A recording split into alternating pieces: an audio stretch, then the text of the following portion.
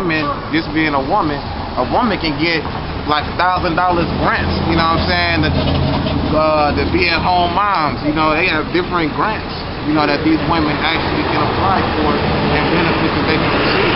So play your cards right, and you the head of your household, and the Lord is working with you, and you are blessed. You know what I'm saying? Like the brother said, not everybody's going to be able to have that. Right. But if you are one of those brothers that's blessed to have that, you got to know how to do it, you know? Right. But the only other thing, my brother, is like, aren't we supposed as Israelite man, you know, like to show that we're worthy of, you know, like when the moment comes, take care of the Lord's kingdom, you know, like, because if I hope I'm not misunderstanding, but when the kingdom of the Most High comes, we are the ones that are going to be in charge of managing and running stuff. Yeah. Right? This is the main. This is the main manager. This right here. These right here is what is it? The employee's guide or the management guide. Right. This is the employee manual. That's it. Being a king in the kingdom of heaven. Yeah. Starting with being an Israelite, knowing the Heavenly Father's name, knowing His Son's name, and accepting all the laws, statutes, and commandments in this manual, and then of course in applying. This basically every job giving you a workbook, right? Wait, this is how you run your household. Yeah. This is how you be the head of your household. This is the management book right here. This is how you manage your employees, which will be known as slaves. This is how you would manage your wives, your household. You know what I'm saying? Which wife means servant. Exactly. But the only thing, my brother, is like I'm just curious. That's a good thing. I have some questions about that. It's like, why can't we start right now? We are starting right now. But I mean, like on this kingdom, like starting to have like our own business, our own stuff. What is that? Let's find that in the scriptures, because it said that we would go. Micah 2:10. What? I'm not saying something big. Yeah, man. No. This is actually very good. You know, I mean, this is all for edification purposes as well. Right. But you actually asking, and you coming in decency and order.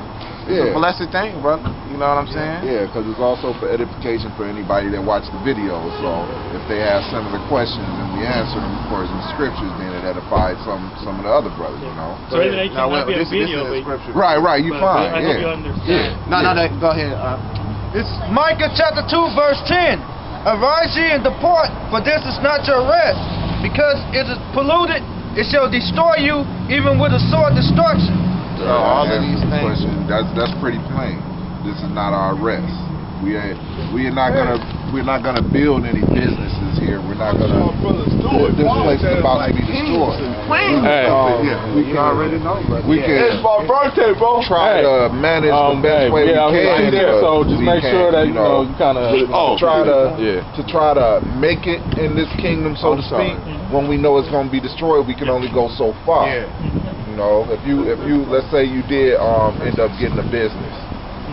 The Lord want us to do His work, which is teach this word. You got a business, you can't really worry about the Lord's word too much, right? You can't do His work like that. You know? We're supposed to follow His commandments. Of course. And do all the things, but if we don't have the means, how are we going to get that guide for?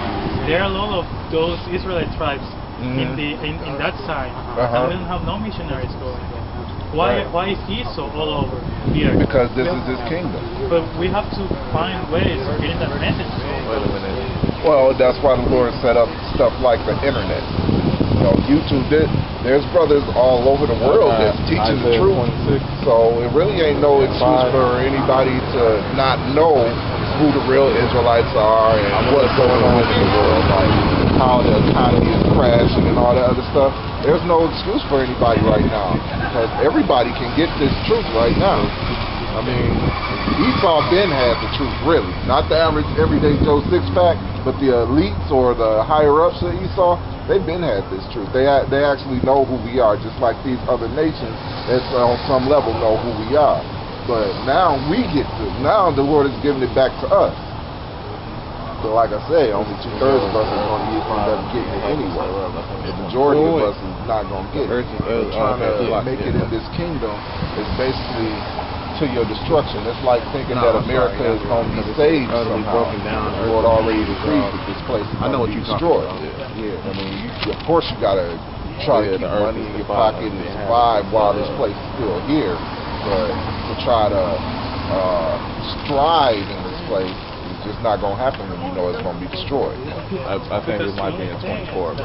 If you have these resources, and I think that is a righteous thing for a man to like aspire to to be higher. But you want to be higher and righteous. Yes. Yes. So you can have a business that is built to destroy your life. You have to create businesses that are created to bring life and to edify Israel.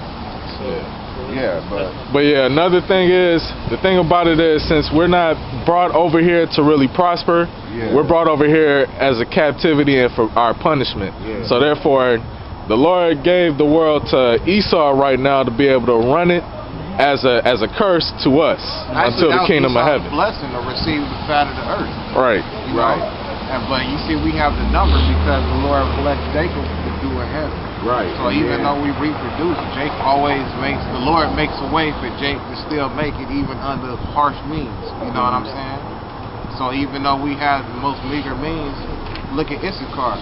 They'll have 9 children in a 1-bedroom apartment, but you know what? They happy and they're making.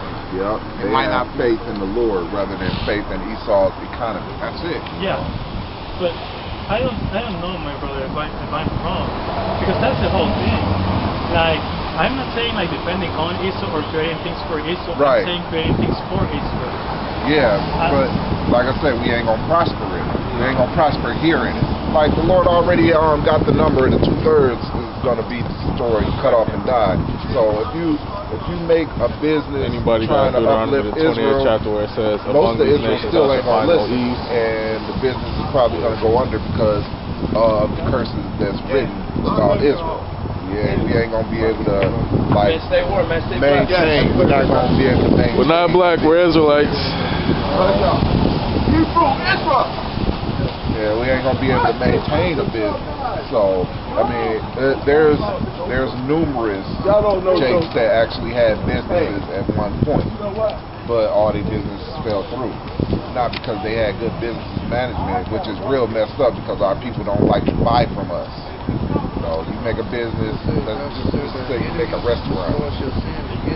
Jake will go out of his way to pass up your restaurant. It's like a verse or two before that. And then the business is going to go under because it's lack of business. I got that right here too. All right, go ahead. This is that one. 2nd Ezra 16, starting at 45. And therefore they that labor in vain. For strangers shall reap their fruit and spoil their goods, overthrow their houses, and take their children captive. For in captivity and famine shall they get children. So even though all of these things are coming to pass, I mean, shoot, a lot of people's gonna lose their children, but at the same time, it's not gonna stop us from, having to do with heaven, which the Lord blessed Jacob. And that labor is laboring in vain. I mean, working in this kingdom. What we working for, is all vanity.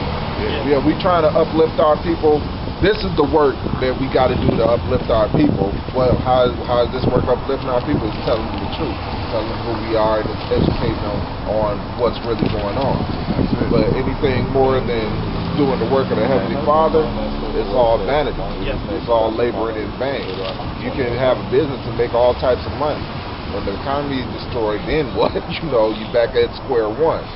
Everything that you done is basically worth nothing, but your knowledge is still there at the end of the day. So this is the real work right here. Even if teaching a person how to read and write and teach them a different language, it's still worth nothing if they don't know how to rule.